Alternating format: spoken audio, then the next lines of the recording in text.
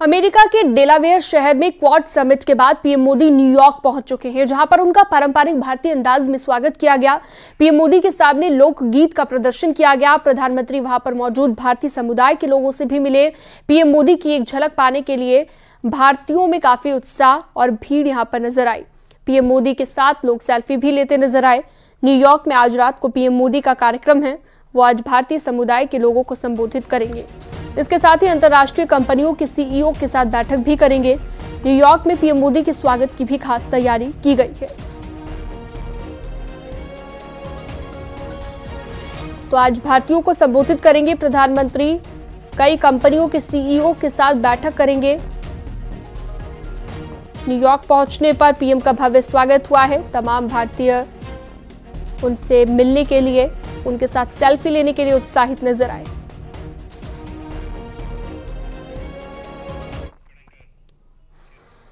तो न्यूयॉर्क पहुंचने पर पीएम मोदी का भव्य स्वागत हुआ है। होटल में उनके लिए खास तैयारी की गई थी। पीएम के होटल पहुंचते ही मोदी मोदी के नारे लगने लगे और वहां पर मौजूद लोगों ने पीएम के साथ सेल्फी भी ली। तो ये 3 तस्वीरें इस वक्त आप देख रहे हैं। भारतीय समुदाय के लोगों ने स्वागत किया। तस्वीरें आप देखिए, न्यूयॉर्क की तस्वीरें। मोदी मोदी के नारे लगे और सेल्फी लेते हुए भी प्रधानमंत्री के साथ तमाम लोग, कलाकार नजर आए।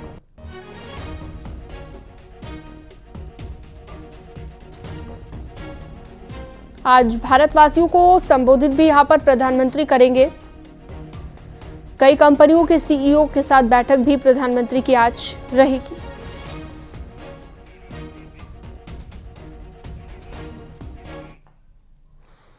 क्वाड समिट के लिए पहुंचे पीएम मोदी का अमेरिका के राष्ट्रपति जो बाइडेन ने वेलकम किया। इसके बाद क्वाड लीडर्स की ग्रुप फोटो हुई। बड़ी बात यह है कि मीटिंग से पहले पीएम मोदी और जो बाइडेन एक बार फिर से गले मिले। क्वाड की बैठक में बाइडेन ने कहा कि हम लोकतांत्रिक देश हैं जो जानते हैं कि काम कैसे पूरा करना है। बाइडेन ने कहा कि उन्होंने अपने कार्यकाल की शुरुआत में ही क्वाड को अधिक प्रभावशाली बनाने के लिए लीडर्स से संपर्क किया और आज 4 साल बाद क्वाड लीडर्स रणनीतिक तौर पर पहले से कहीं ज्यादा एकजुट हैं। बाइडेन ने घोषणा करते हुए बताया कि क्वाड देशों के कोस्ट गार्ड के बीच सहयोग किया जाएगा। साथ ही क्वाड की तरफ से दी जाने वाली फेलोशिप में साउथ ईस्ट एशियाई देशों के छात्रों को भी शामिल किया जाएगा।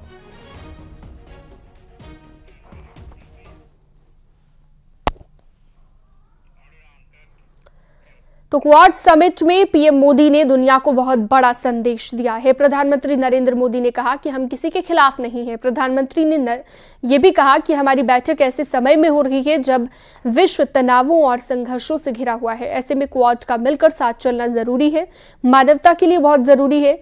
पीएम मोदी ने कहा कि हम किसी के खिलाफ नहीं हैं। हम सभी नियम आधारित अंतर्राष्ट्रीय व्यवस्था, संप्रभुता और क्षेत्रीय अखंडता के सम्मान और सभी मुद्दों के शांतिपूर्वक समाधान का समर्थन करते हैं।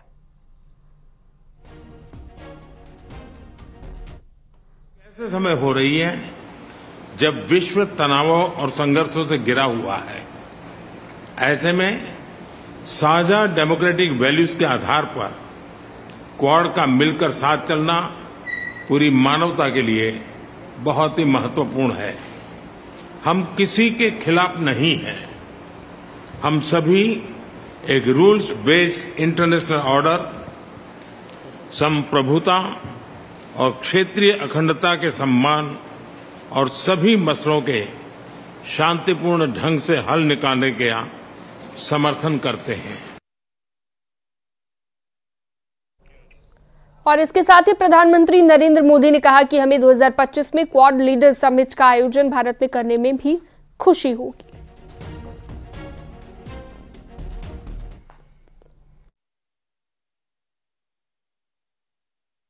G25 में क्वाड लीडर्स समिट का आयोजन भारत में करने में हमें खुशी होगी।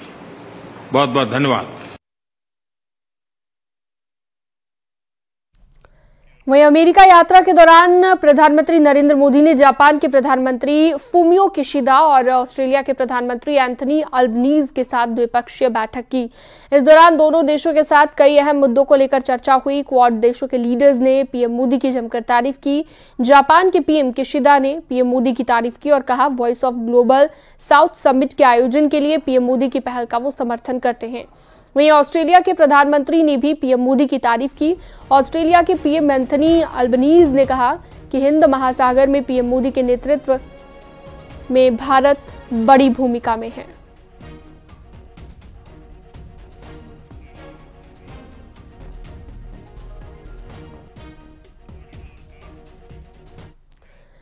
उज्जैन में मौनी तीर्थ में आयोजित यूथ विद सनातन कार्यक्रम में आचार्य प्रमोद कृष्णम शामिल हुए, जहां पर उन्होंने कांग्रेस और राहुल गांधी पर तंज कसा और कहा, राहुल गांधी जी उस पार्टी के नेता हैं जिस पार्टी ने इस देश की आजादी में महत्वपूर्ण भूमिका निभाई, लेकिन दुर्भाग्य की बात यह है कि आज जो कांग्रेस है अब ये महात्मा गांधी की कांग्रेस नहीं रही।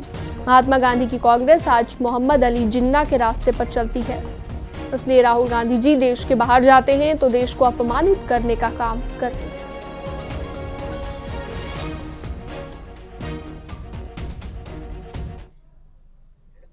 वो कांग्रेस जिसने देश की आजादी में महत्वपूर्ण भूमिका निभाई वो महात्मा गांधी की कांग्रेस थी। वो सरदार पटेल की, सुभाष चंद्र बोस की, मौलाना आजाद की, पंडित जवाहरलाल नेहरू की कांग्रेस थी। महात्मा गांधी की कांग्रेस आज मोहम्मद अली जिन्ना के रास्ते पे चलती है। इसलिए राहुल गांधी जी देश के बाहर जाते हैं तो देश को नंगा करने का काम करते हैं, देश को अपमानित करने का काम करते हैं, देश का फजीता करने का काम करते हैं।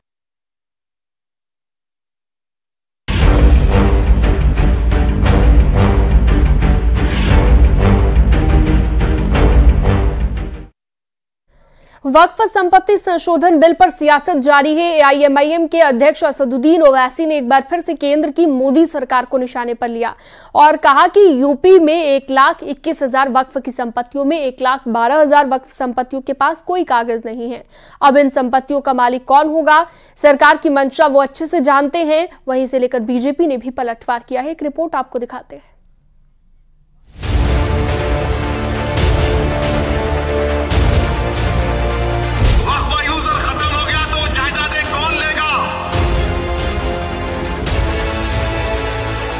वक्फ संशोधन विधेयक 2024 को लेकर पूरे देश में राजनीतिक माहौल गर्म है।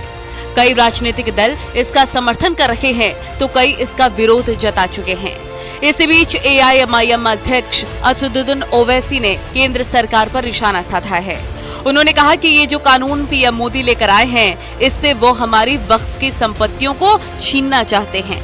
उन्होंने कहा कि यूपी में 1,21,000 वक्फ की संपत्तियों में 1,12,000 वक्फ संपत्तियों के पास कोई कागज नहीं है।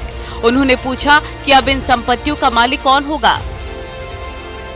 ये अगर कानून बन जाएगा, उत्तर प्रदेश में 1,21,000 वक्फ की प्रॉपर्टीज है, 1,12,000 के पास कागज ही नहीं है। वक्फ यूजर खत्म हो गया तो जायदादें कौन लेगा? वो जायदादें कौन लेगा बताओ? तुम्हारे पास लीगल उसके ऊपर इख्तियारी नहीं होगा, कोई भी घुस जाएगा।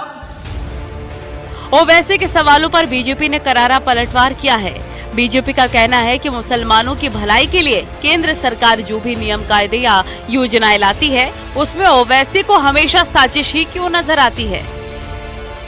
माननीय नरेंद्र मोदी जी कोई प्रयास कर रहे हैं वक्फ को की संपत्तियों को व्यवस्थित करने के लिए, वक्फ के कामकाज को ठीक कराने के लिए अगर कोई प्रयास हो रहा है, उसका स्वागत किया जाना चाहिए, न कि विरोध।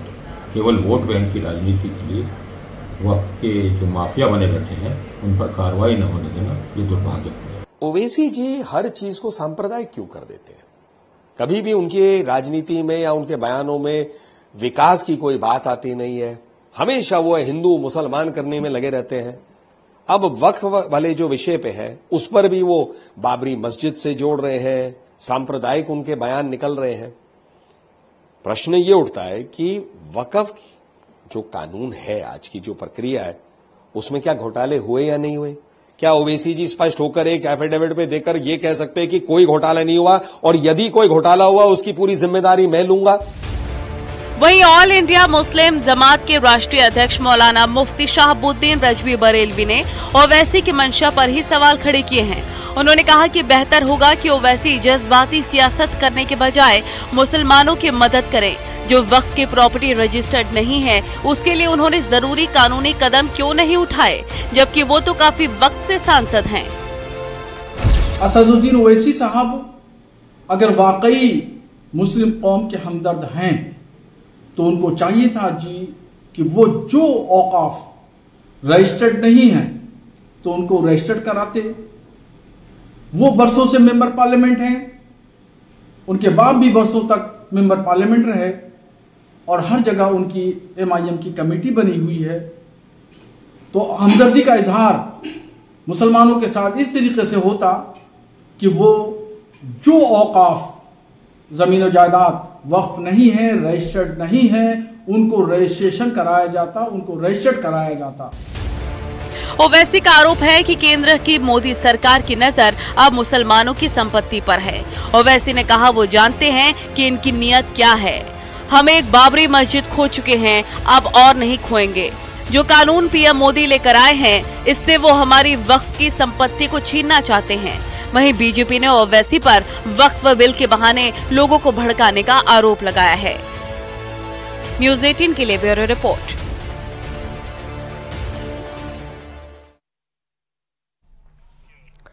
देश में महिलाओं के खिलाफ बढ़ते अपराधों को लेकर बीएसपी अध्यक्ष मायावती ने चिंता जताई है। इसके साथ ही महिला अपराधों पर हो रही राजनीति पर भी उन्होंने विरोधी पार्टियों पर निशाना साधा। मायावती ने कहा कि यूपी, बंगाल, ओडिशा, कर्नाटक समेत देश भर में महिलाओं के साथ दिल को दहला देने वाली घटनाएं बढ़ती जा रही हैं, जिसे लेकर आरोप प्रत्यारोप की संकीर्ण राजनीति बेहद दुखद है, जबकि ये वक्त गंभीर चिंतन का है। मायावती ने सरकारों पर सवाल उठाते हुए कहा कि महिला सुरक्षा और सम्मान को लेकर सरकारों की नीयत और नीति में कहीं खोट तो नहीं है। उनका कहना है कि महिला अपराधों के खिलाफ गंभीर होने की जरूरत है ताकि देश प्रदेश को बदनामी से बचाया जा सके।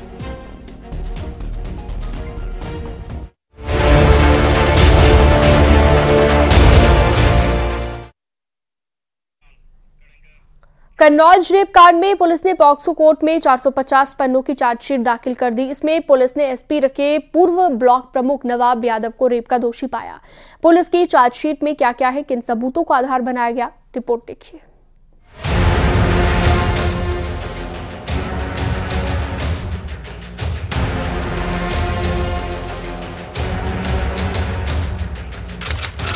तारीख 12 अगस्त, आरोप रेप। जी हां, हम बात कर रहे हैं नवाब यादव की। हम बात कर रहे हैं कन्नौज रेप कांड की। इस मामले में पीड़िता को इंसाफ दिलाने के लिए पुलिस की कार्रवाई लगातार जारी है। अब इस केस में पुलिस ने पॉक्सो कोर्ट में 450 पन्नों की चार्जशीट दाखिल कर दी है। इसमें पुलिस ने एसपी नेता रहे पूर्व ब्लॉक प्रमुख नवाब यादव को रेप का दोषी पाया है। उसके भाई नीलू यादव को साक्ष्य छिपाने और पीड़िता की बुआ को अपराध में सह आरोपी ठहराया है।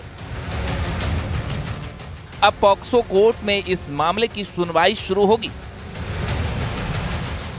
12 अगस्त 2024 को एक नाबालिग लड़की ने अभियुक्त नवाब सिंह यादव पे दुष्कर्म करने के आरोप लगाए थे, जिसके संबंध में थाना कोतवाली कन्नौज में मुकदमा पंजीकृत किया गया था। साक्ष्य संकलन की कार्रवाई पूर्ण की गई है। इसमें साइंटिफिक एविडेंसेस पे विशेष जोर दिया गया।